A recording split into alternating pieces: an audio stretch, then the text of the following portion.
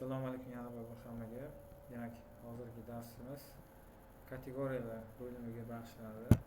14-darsimiz. Bundan oldingi 13-darsimizda tovarlar haqida ma'lumotga ega bo'lgan edik. Tovarlar qanaqa qilib kiritiladi, hisobi qanaqa qilib yuritiladi, shular haqida ma'lumotga ega bo'lgan edik. Hozirgi 14-darsimiz kategoriyalar bo'limiga atalgan. Ya'ni kategoriyalar sizda skatingizda, inventaringizda bor tovarlarni kategoriyaga bo'lib chiqilgani. Bizda misol sifatida muayyanlashtirish shoxobchasi uchun mo'ljallangan kategoriyalar bor. Endi aksessuarlar, avtomobil aksessuarlari bo'lishi mumkin. Motor moylari, gidravlika moylari, korobka moylari, tormoz moylari, tozalash va xushbo'ylik kategoriyalari mavjud. Demak, kategoriyalarni kirganda kategoriyalar bazasini kengaytirish mumkin. Yani kategoriyani ichiga subkategoriya qo'shish mumkin. Va keyin kerak bo'lgan subkategoriyalar nima bildiradi? Ya'ni misol uchun bu yerda bitta tovarni oldim, undan keyin ikkinchi tovarni unga kerak bo'lib qolishi mumkin. Shunda qayta sotish uchun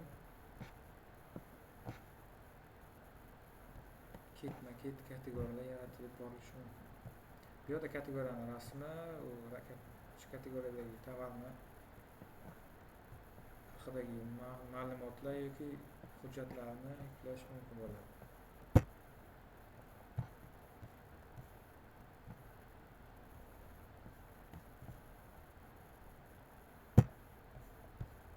Demak, bu yerda kategoriyalarni qidirish mumkin, bu yerda saralash mumkin.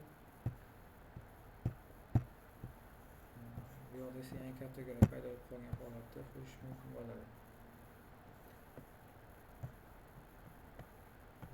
Undan keyingisi bizda demak hududlar bo'limi. Hududlar bo'limi bu yoqda endi xuddi tovarlarni kategoriyalarga bo'lgandek, mijozlarni ham kategoriyalarga bo'lib chiqish mumkin. Ya'ni bizning holatimizda bu hudud bo'yicha bo'lib chiqilgan. Ya'ni Andijon viloyatida 14 ta hudud, tumanlarga qarab, Navoiy viloyatida 8 ta, Buxoroda 13 ta, Samarqandda 14 ta. Bu nimaga kerak? Bu mahsulotingiz yetkazib berish xizmati orqali yuborilganda manzil tanlash uchun ishlatiladi. Ya'ni har bitta klientning manzili o'zi bilan bu yerda tanlangan bo'ladi. Qilganda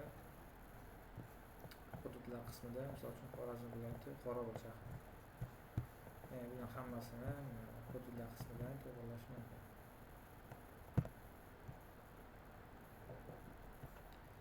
Demak, bugungi darsimizda biz ikkita kichkina bo'limni ko'rib chiqdik, ya'ni kategoriyalar va hududlar bo'limlarini. Keyingi 15-darsimizda avtomatlashtirish qismiga to'xtalib o'tamiz. Avtomatlashtirish nima kerak, AI haqida gapiramiz, bajarish jurnallari va qo'yib qo'shishni o'rganamiz. Hammaga rahmat.